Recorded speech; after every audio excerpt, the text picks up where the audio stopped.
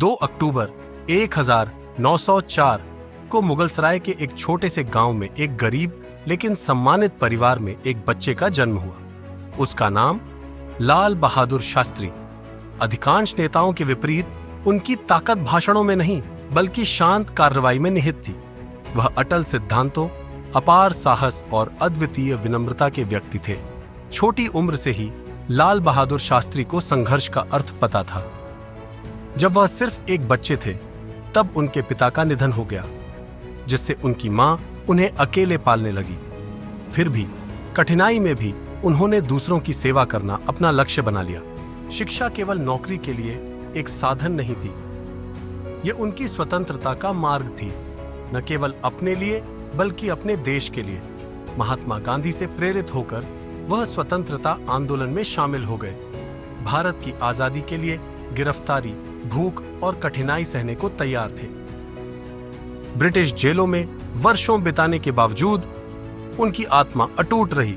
उनका विश्वास था कि राष्ट्र की सेवा सभी व्यक्तिगत लाभ से ऊपर थी, और इसलिए जब 1947 में भारत अंततः स्वतंत्र हो गया तो उन्होंने सत्ता की तलाश नहीं की, उन्होंने उद्देश्य की तलाश की।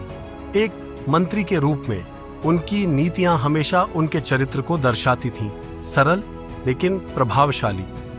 लेकिन 1965 में जब वह भारत के दूसरे प्रधानमंत्री बने, दुनिया ने उनकी असली ताकत देखी। युद्ध ने भारत को तबाह कर दिया था, देश संकट के कगार पर था। लेकिन क्या वह घबरा गए? नहीं, स्थिर हाथ और शांत दिमाग के साथ उन्होंने भारत को जीत दिलाई। यही वह क्षण था जब उन्होंने देश को अपने प्रतिष्ठित शब्द दिए, जय जवान जय किसान। उन सैनिकों और किसानों को श्रद्धांजलि जो भारत की रीढ़ थे। लेकिन सत्ता में रहते हुए भी वह सबसे सरल व्यक्ति बने रहे।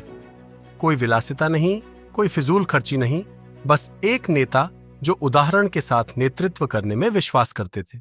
उनकी ईमानदारी बेजोड़ थी।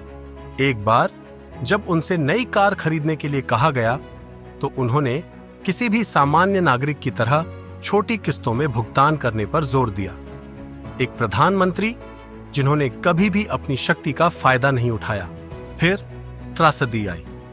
1966 में भारत और पाकिस्तान के बीच शांति लाने के लिए ताशकंद समझौते पर हस्ताक्षर करने के बाद रहस्यमय परिस्थितियों में उनका निधन हो गया।